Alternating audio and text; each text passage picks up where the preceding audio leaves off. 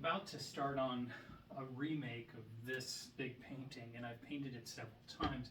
And it got me thinking, because I got an email from somebody asking me about why sometimes I paint on panel and sometimes I paint on stretched canvas. And so this painting here, which is on panel, if you look at it from the side, you'll see that it's got a little bit of a warp to it. And recently I moved from a sort of hot, dry climate in California to a slightly more humid and cold climate outside of Chicago. And what I noticed was when I got here, a bunch of my panels started warping. And I also had some problems with how the paint was behaving on the canvas itself. And so I was painting a bit on stretched canvas, and I was painting on a lower grade of canvas, and I found that it responded better. So I wanted to talk a little bit about the grounds that people paint on.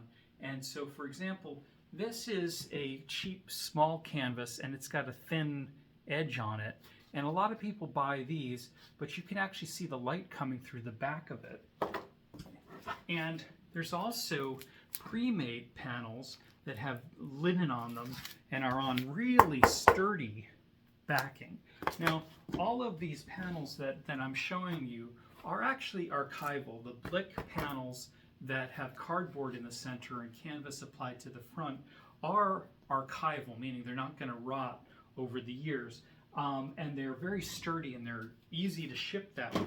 I just didn't like the fact that they were resisting the paint the most, because once they're put in a frame, the warping will come right out. Now, what I started doing was I was painting on a lighter grade of stretched canvas, and then I moved up to this Blick Premier stretched canvas, which has 1.5-inch stretcher bars, and the back has super thick bars on it.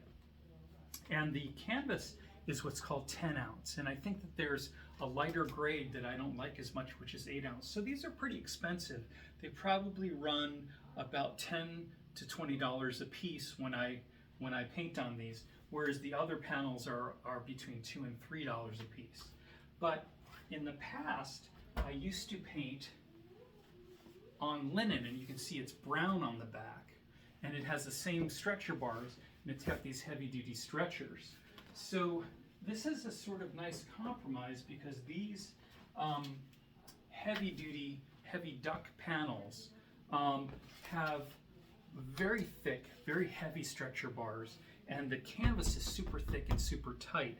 When I bought lower grades of it, I think 8 ounces or 5 ounce canvas, I've had to spray some canvas tightener on the back in order to get them to tighten up. But I got a whole shipment of these in, and they're all perfect. So I just wanted to talk a little bit about why I paint on what I paint.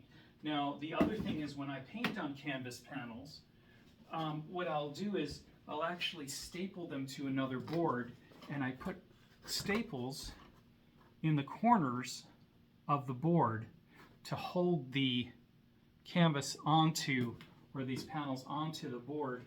And that way, if I let them dry on here, they dry pretty flat, and I'll keep them on these for months before I take them off and ship them to whoever bought them, and I'll advise them to frame them as soon as possible. So I just thought that would be a nice way to start my day by explaining what I'm painting on and what kinds of different materials there are to paint on for painters. Thank you.